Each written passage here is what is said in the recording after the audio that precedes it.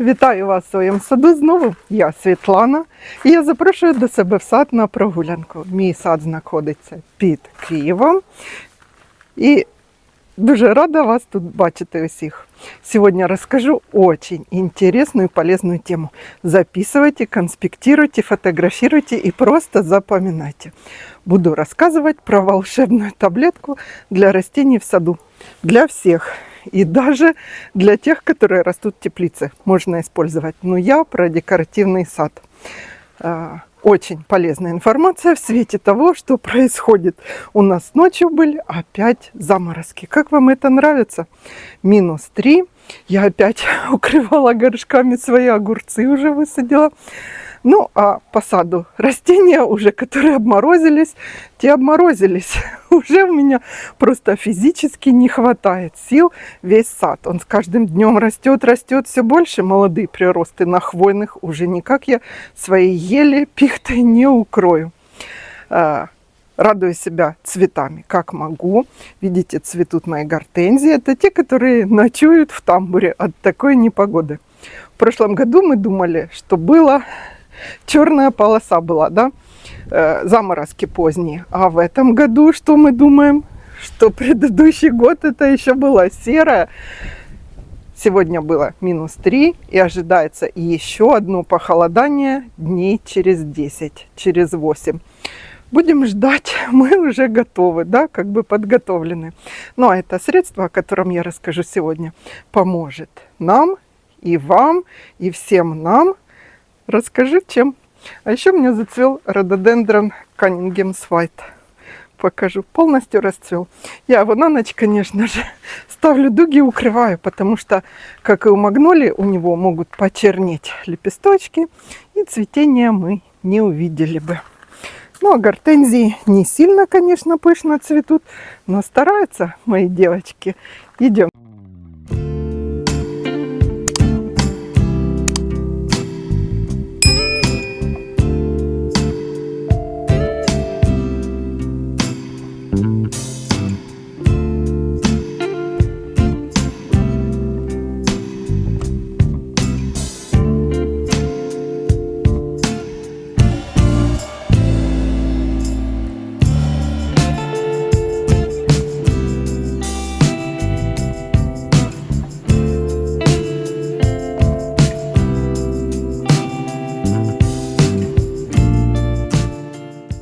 Так вот, я хочу представить вам сульфат магния, волшебную таблетку для наших растений. Что же это такое? Не обязательно какой фирмы, даже фирму я могу закрыть. Сульфат магния – это соли магния и серы, где магния примерно 10%, а серы примерно 13%. Такой состав. Что делает магний? Магний помогает усваивать нашим растениям, всем, и гортензиям в том числе, и хвойным, и всем, особенно цветущим, кстати. Так вот, магний помогает усваивать азот, фосфор и калий. Лучше всего азот и фосфор, потому что когда калий надо много растению, уже вторая половина лета с сульфатом магния, ну, я бы уже не поливала. Про рекомендации по поливу и по опрыскиванию я вам расскажу. Что же делает сера? Сера помогает нашим растениям регулировать водный баланс, укрепляет стенки растений. Наши растения под действием того же холода не падают. Кстати, был комментарий, вы спрашивали, почему же вы не рассказываете про сульфат магния. Рассказываю, потому что было еще не время, когда минусовые температуры ночью, все подкормки под корень усваиваются, сами понимаете, плохо. Растение собирается в комочек и думает, как бы ему выжить, а мы ему тут сульфат магния. Начало мая, смотря, конечно, какие у вас температуры, как раз можно начинать наши подкормки и по листу, и под корень. Сульфат магния как раз подходит для обеих таких подкормок. Что он из себя представляет? Это такой порошочек кремово-желтый. Я вот открываю, вам показываю. растворяется в воде отлично. Можно с другими удобрениями мешать его. Но я, когда с сульфатом магния что-то провожу удобрение, я, конечно же, его делаю отдельно. Ну, у меня какая-то такая своя теория, что я не хочу мешать, не хочу как бы растению такую дозу сногсшибательную. Так, у нас опять шум, у соседей металлический каркас делают там под солнечные батареи. Но, думаю, меня вот сейчас стало тихо слышно. Значит, про дозировки. Если вы проводите обработку под корень, проливайте на 10 литров примерно где-то 15 грамм. 15 грамм это не полная столовая ложка. Столовая ложка без горки. Это я и про хелат железа также рассказывала. Вы превысили дозировку. Птичка по газону бегает, собак пока нету, бегает птичка. Без горки столовая ложка составляет примерно 15 миллиграмм. Вот столько примерно и надо сульфата магния на 10-литровую лейку. Как часто надо проливать? Рекомендуют раз в 2-3 недели. Я делаю под корень 2 раза. Один раз в мае буду делать и второй раз в июле. Расскажу сейчас почему. Если вы опрыскиваете по листу, дозировка немного меньше. Если вы проводите обработку по листу, дозировка должна быть немножко меньше. Грамм 7-5. Желательно. Как часто по листу? По листу надо реже. Раз в месяц. Я буду тоже 2 раза. Ну, получается, один раз я пролью, а второй раз по листу. Сейчас расскажу для роз и для гортензий отдельно, как я буду делать. Вы решайте сами, как вам свои растения выводить из вот такой катаклизма, из такой погоды весенней. Как пострадали ваши растения, оцените ситуацию. И тогда принимайте решение. Прямо всем одних рекомендаций я давать не буду. Но единственное, знаете, что скажу, лучше меньше, чем залить растения. Может быть химический ожог. Нельзя 10 раз за лето сульфатом магния. Просто нельзя, они у вас сгорят. У растений будет шок от переизбытка магния. А магний не дает усваиваться кальцию. А кальций дает рост нашим растениям. В общем, все пойдет наперекосяк во всей схеме подкормок. Рекомендую все-таки, как я, 2 раза. Один раз в мае, другой раз конец июня-июль. Мне кажется, этого предостаточно, потому что мы и другими удобрениями еще кормим. Так, ну а сейчас скажу отдельно, почему, допустим, для роз сульфат магния. Как и у многих, мои розы пострадали от таких повторяющихся весенних заморозков.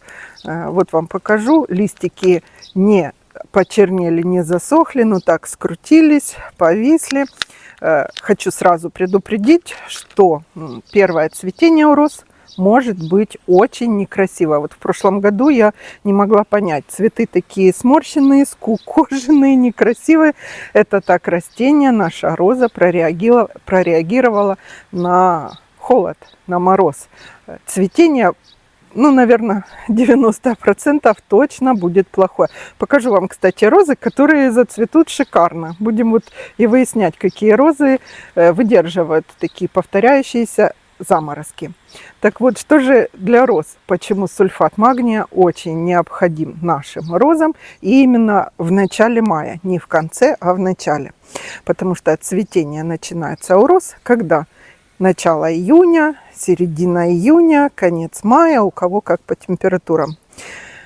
Сульфат магния подстегивает рост базальных побегов.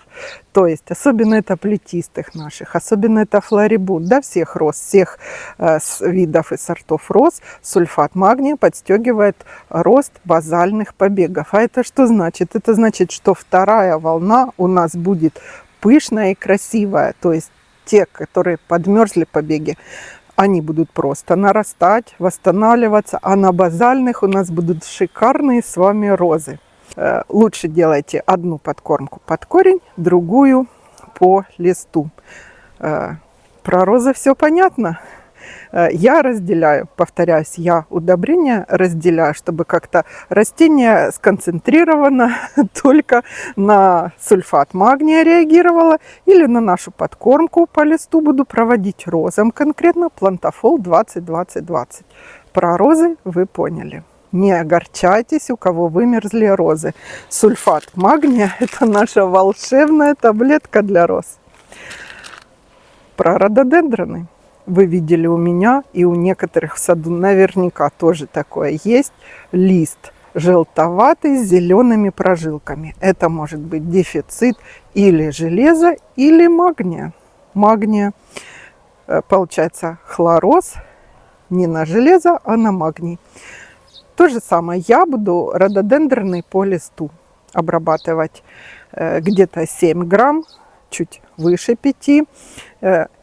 И прямо сегодня вечером, потому что у нас следующие 5 дней опять дожди и похолодание. Ну, не сильное такое резкое, а большое ночное будет где-то через неделю. Рододендроны, сульфат магния любят. И, кстати, они очень подвержены недостатку именно магния и железа. Так, про рододендроны рассказала. Про гортензии. Почему же сульфат магния необходим нашим гортензиям? Много комментариев читаю. Гортензии почернели, соцветия скукожились. Вот показываю, как некоторые у меня, те, что самое ранее цветут, фантом, например. Покажу, как у него лист деформировался. Кстати, цветение может быть тоже плохое. Могут цветочные почки превратиться в ростовые. Как в прошлом году я вам даже видео снимала. Silver Dollar, моя гортензия, вот такую метелку цветочную выдала побегами. Я ее, конечно, срезала. Цветение было очень плохое на этих побегах и очень позднее. Где-то в сентябре у меня такие небольшие соцветия, это еще одни. В итоге я их потом, конечно, все срезала. А молодые я посадила, начеренковала. Они сейчас уже вот такие. Покажу вам, там растут. Ну, как бы выбросить я их не смогла. Так вот. Гортензия, сульфат магния, знаете, для чего нужен? Для роста базальных побегов, как ни странно. У гортензий, так же как и у роз, могут пойти побеги из спящих почек. И магний, сульфат магния, именно подстегнет наши гортензии к просыпанию вот этих почек. Или в самом низу, или уже в прикорневой там зоне обязательно пойдут базальные побеги. И те гортензии, которые у вас, погибли, все почки, оживут и зацветут. И эти базальные побеги процветут обязательно. Еще в прошлом видео я рассказывала вам, хотела на этом зациклить сконцентрировать ваше внимание. У гортензий, когда вы нормируете побеги, оставляйте все-таки на 2-3 побега больше. Или на штамбе, или вот куст вы формируете. Почему? Потому что побеги могут обламываться. Если мы оставим сильно мало, мне вот рекомендовали на штамбе, надо оставлять только верхний ярус, 3 побега. Печальный мой опыт. Гортензия Пинки-Винки. Оставлен был только верхний ярус. Из них сильным ветром шквалистым. Летом уже, когда побег вот такой был, обломала 2. И у меня вот такой кособокий получился штамп. А с другой стороны вообще побегов не было. На следующий-то год где-то ниже они там пошли и были. Это к чему? Это к тому, что ломать не строить. На несколько побегов оставляйте больше при нормировании побегов у гортензий. Но это я так вдогонку к прошлому видео. Думаю, все. Сейчас еще раз покажу вам, как мои растения немножко пострадали от заморозков. И все, и лечим наши растения в саду волшебной таблеткой. Все, всего хорошего. Работаем в саду, не покладая рук. Удачных вам садовых экспериментов. И все зацветет. У меня, видите, даже гортензии крупнолистные зацвели у меня там в тамбуре. Думала, не спасу. Зимой, когда морозы сильные, у нас тамбур прогревался. Было там, то есть переохлаждался, было там очень холодно. Я с ними бегала. Где я только с ними не бегала.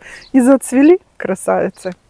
Все, всего хорошего. Задавайте вопросы, пишите свои комментарии, делитесь опытом. Сульфата магния, переизбыток не делайте.